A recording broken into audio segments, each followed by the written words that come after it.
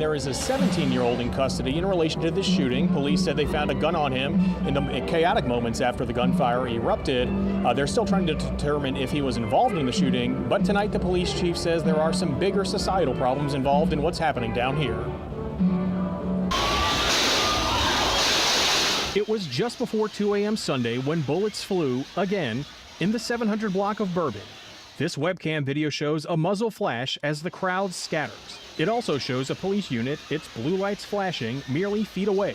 Officers responded within seconds. Our officers were Johnny on the spot. They were right there in the area when this occurred, in which they actually heard the gunfire. They responded to the gunfire. They called the incident in while responding to it.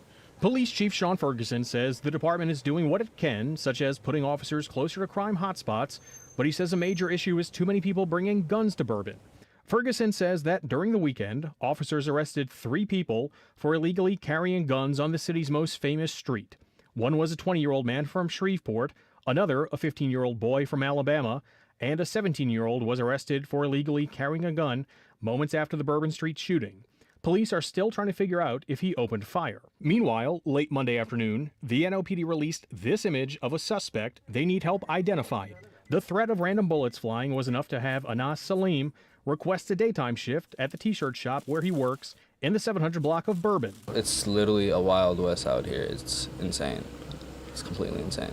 Bob Sims is a longtime French Quarter resident who co-founded the French Quarter Task Force. It provides extra police patrols for the neighborhood. But those patrols are on hold while the city works with the group to collect the sales tax to fund them.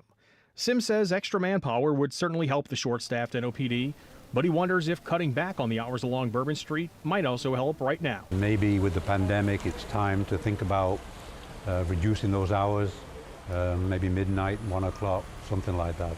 We have not actually had that conversation, but I will be very interested in having that conversation. Now, in regard to those 5 injuries from here early yesterday morning, the good news is no one was seriously injured. Meanwhile, police don't yet have a motive while they look for the suspects in the shooting. Karen? All right, Danny, thank you very much.